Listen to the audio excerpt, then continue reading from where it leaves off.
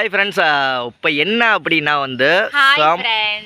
இன்னைக்கு நம்ம எங்க போயிட்டு வந்தோம்னா நாளைக்கு பட்டுக்கோட்டைக்கு தான் போயிட்டு வந்துகிட்டு இருக்கோம் பைக்ல. நாளைக்கு நம்ம அன்னதானம் கொடுக்க போறோம். அதுக்கு பட்டுக்கோட்டை போய் நானும் செல்வம் ஜாமா வாங்க காலையில போனாலும் இப்ப தர்னிஸ்க்கு ஸ்கூல் விட 4 மணிக்கு இப்ப 10 நிமிஷம் தான் இருக்கு. இதுதான் ஆகுது. 10 நிமிஷத்துல போய் தர்னிஸை கூட்டு வரணும். நாளைக்கு என்ன அன்னதானம் அப்படின்னு கேட்டிங்கன்னா வெஜ் பிரியாணி 1, சிக்கன் பிரியாணி 2, சுண்டல், வாழைப்பழம். சிக்கன் பிரியாணிக்கு என்னென்னா ஆனியன் ரைத்தா, வெஜ் பிரியாணிக்கு ஆனியன் ரைத்தா, இது இல்லாமல் சக்கரை பொங்கல்.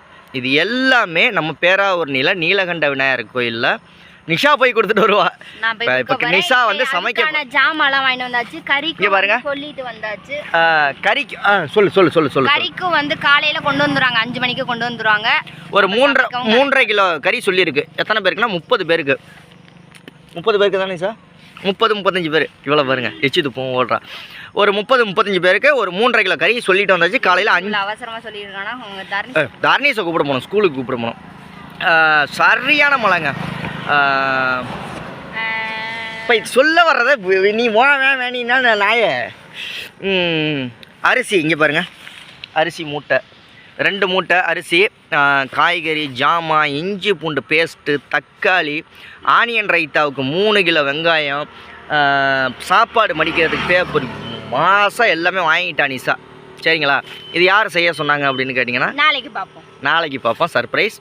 ஆனால் நாளைக்கு எல்லாமே ஒரே நேரத்தில் கொடுக்க போகிறோம்.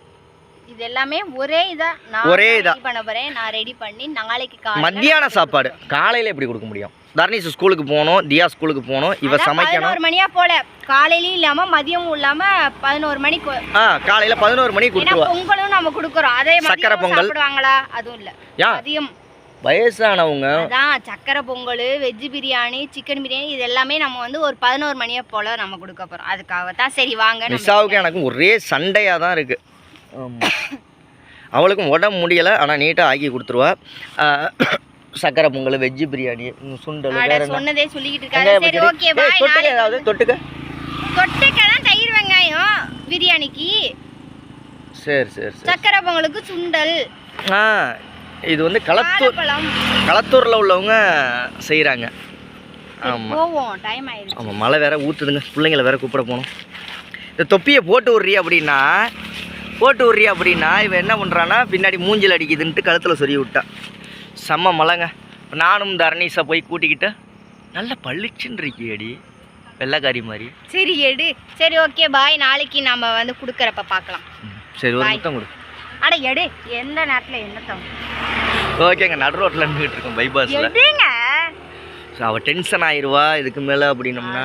அப்போ நான் இறங்கியே நடந்தே போயிடுவேன்.